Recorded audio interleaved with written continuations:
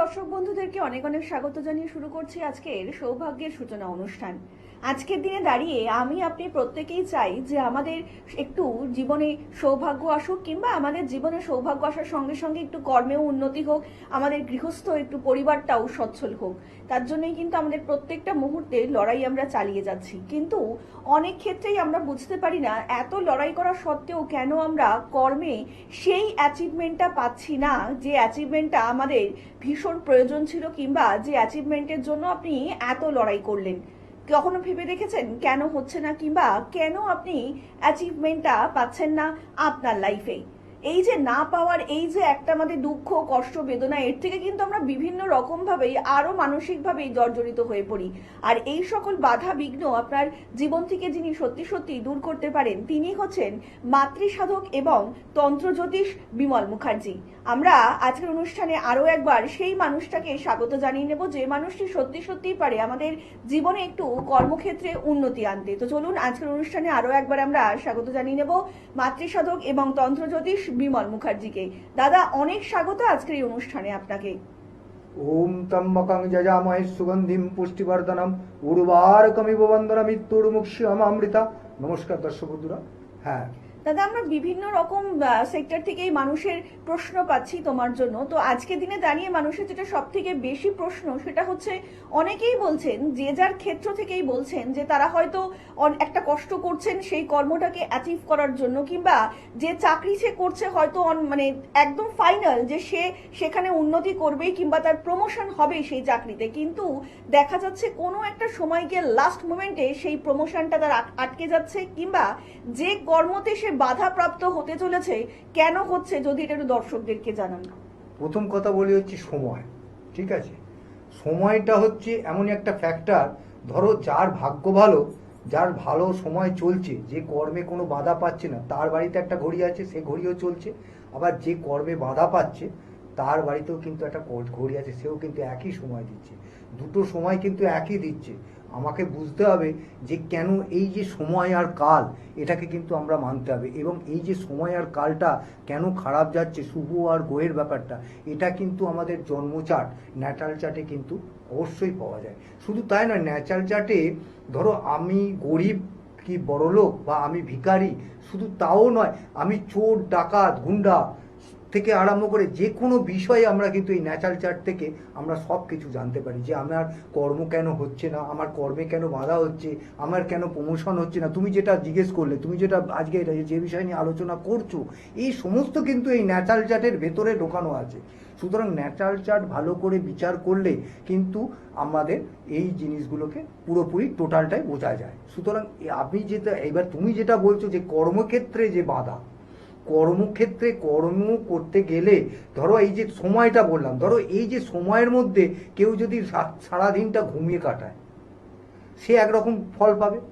আর কেউ যদি ওই পরিশ্রম করে দিনটা কাটায়, তো শেষের দিকে কি হবে, সে ভালো ফলটা পাবে।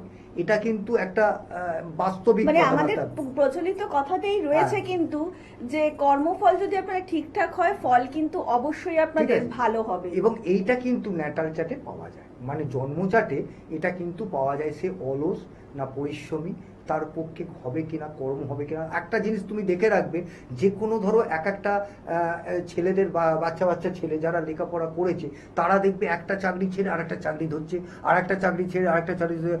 বেঙ্গল গভর্নমেন্ট করতো, সে আবার সেন্ট্রাল গভর্নমেন্ট করছে। কি করে হচ্ছে? সে কি করে পাচ্ছে? সে তার পাওয়ার ব্যাপারটা কোত্থেকে আসছে, সেটাও কিন্তু এই ন্যাটাল চার্টে আমাদের বোঝা যায়। আবার কেউ ধরো আমি তোমাকে বলি, এই ধরো যে কোনো এক্সাম দিচ্ছে, চাকরির এক্সাম দিচ্ছে, কম্পিটিটিভ এক্সামগুলো দিচ্ছে, ঠিক আছে। এই কম্পিটিটিভ এক্সামগুলো দেওয়ার সঙ্গে দেখবে তুমি ওরা উত্তীর্ণ, মানে হয়তো পাসও করছে, করার পর কিন্তু চাকরি পাচ্ছে না। দাদা, মানে এই জায়গাগুলো কি মানে ঠিক করা সম্ভব? যে অবশ্যই। দেখো আমি একটা কথা বলি, যে এই যে আমাদের ন্যাটাল চার্ট, এই ন্যাটাল চার্টে তোমার আমাদের ভাগ্যের ব্যাপারটাকে পুরোপুরি কিন্তু আমরা যদিও বা আমরা ঠিক না করতে পারি, কিন্তু কিছু কিছু জায়গায় আমরা কিন্তু এর থেকে বেরিয়ে আসতে পারি। কিছু দোষ কাটিয়ে, কিছু গ্রহ দোষ কাটিয়ে, কিছু অশুভ গ্রহের প্রতিকার করে কিন্তু আমরা চলে আসতে পারি। ঠিক আছে, একদমই এই যে আমি দাদা, তোমাকে কিন্তু বললাম যে এইটাই ছেলেগুলো একদম বলার হ্যাঁ, চেষ্টা করছে যে গ্রহের ফেরে মানুষ ঘোরে।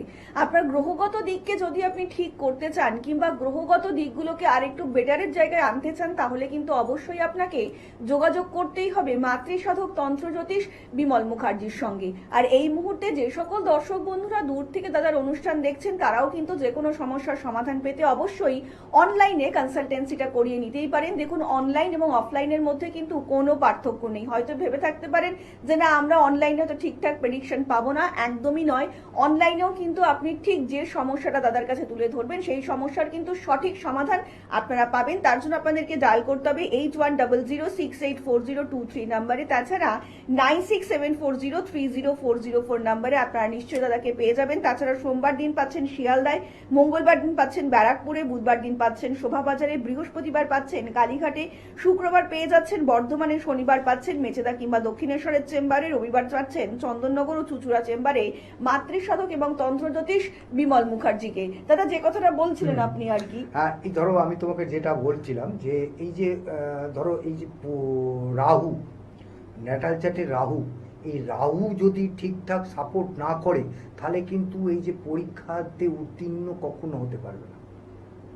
যত চেষ্টা করো, যত ভালো ছেলেই হোক, যত ভালো লেখাপড়াই করুক, ঠিক আছে, কম্পিটিটার ধরো এক্সাম দিচ্ছে, সেক্ষেত্রে কিন্তু চাকরির এক্সাম যেগুলো হয় সেই এক্সাম দিচ্ছে, তাতে কিন্তু সে তোমার ইয়ে করতে পারবে না, মানে সে উত্তীর্ণ হতে পারবে মানে না। দাদা, আপনি বলতে এবং চাকরি চাইছেন হবে না। ন্যাটাল চার্ট দেখে প্রতিকার অবশ্যই সব প্রতিবিধান সব একদমই একদম সম্ভব। একদম ন্যাটাল চার্ট। আরে যেমন ধরো আমি তোমাকে বলি, ধরো এই যে যারা দেখবে অল্পেতে সন্তুষ্ট, ঠিক আছে, আবার কেউ কেউ দেখবে যতটাই দেয়া হচ্ছে তাতে সন্তুষ্ট হচ্ছে না, এটাও কিন্তু ন্যাটাল চার্টে ব্যাপারটাকে নিয়ে আমাদের বোঝা যায় যে কি ব্যাপার। যেমন ধরো শুক্র, শুক্র একটা হচ্ছে, শুক্র হচ্ছে দেনেওয়ালা, মানে টাকা পয়সা দেনেওয়ালা গ্রহ, ঠিক আছে।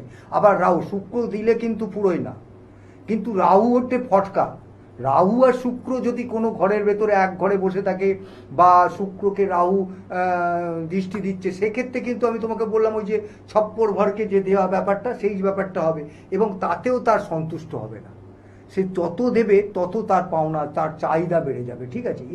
এগুলো কিন্তু সমস্ত ন্যাটাল চার্টের ভেতরে আমরা ন্যাটাল চার্ট দেখে। সুতরাং একটা যে কোনো শুভ গ্রহ কে, আর একটা ব্যাপার, ওই যে আমি তোমাকে এর আগে বললাম যে যেসব ছেলেগুলো একটা চাকরি থেকে আর একটা চাকরি ছাড়ছে, এই যে ব্যাপারটা, এটা কিন্তু এই ধরো আমরা কি করি, আমরা তৃতীয় ঘর, তৃতীয় ভাব, ঠিক আছে, থার্ড ভাব যেটা, সেটা থেকে আমরা সেখানে যদি কোনো শুভ গ্রহ বসে থাকে, সে কিন্তু ওই লম্বা একটা চাকরি থেকে আর একটা চাকরি ছাড়বে, এইভাবে পরপর পরপর পরপর সে ওয়েস্ট বেঙ্গল থেকে সেন্ট্রালে যাবে, তার রেল থেকে ব্যাংক, কোনটাতেই তার পছন্দ হবে না, একটার পর একটা ছাড়তে থাকবে। সুতরাং ন্যাটাল চার্ট একটা এমনই জিনিস যেখান থেকে আমরা টোটাল ব্যাপারটা কিন্তু আমরা দেখতে পাই বা বলতে পারি যে ন্যাটাল চার্টে প্রবলেম আছে। প্রবলেম থাকলে কিন্তু আপনাকে এই যে চাকরি পাওয়া যায় না, চাকরি কেন পেলো না, ঠিক আছে, এই যে জিনিসটা, বা এই যে ধরো প্রমোশন পেলো না, হ্যাঁ, মানে অনেকেরই কমপ্লেনটা কিন্তু থেকেই যাচ্ছে দাদা, মানে আমাদের এত চেষ্টা করেও আমরা চাকরিটা কেন পাচ্ছি না, এত এই যে চাকরিটা পাচ্ছে না বা প্রমোশন পাচ্ছে না, সেক্ষেত্রে তো ওই দ্বিতীয় ঘর, পঞ্চম ঘর, একাদশ ঘর এবং নবম ঘর, এই যে চার পাঁচটা ভাবকে যদি একটু ডিটেলসলি পর্যালোচনা করা যায়, সেক্ষেত্রে কিন্তু বেরিয়ে আসে যে আমি কেন প্রমোশন হচ্ছে না, বা আজকে আমি যে পজিশনে আছি আমার থেকে নিচে যে পরে ঢুকলো সে কিন্তু প্রমোশন পেয়ে গেল, আমি প্রমোশন পেলাম। এই যে জিনিসগুলো, এগুলো টোটাল ব্যাপারটাই কিন্তু অবশ্যই ন্যাটাল চার্ট বিচার করে এগোনো উচিত। আমার বক্তব্য হচ্ছে এই ন্যাটাল চার্ট বিচার করে, জন্মচক্র, জন্মকুণ্ডলী বিচার করে যে কোনো বিষয়ে এগোলে কিন্তু আপনারা সর্ব বিষয়ে সাকসেস পাবেন, ঠিক আছে।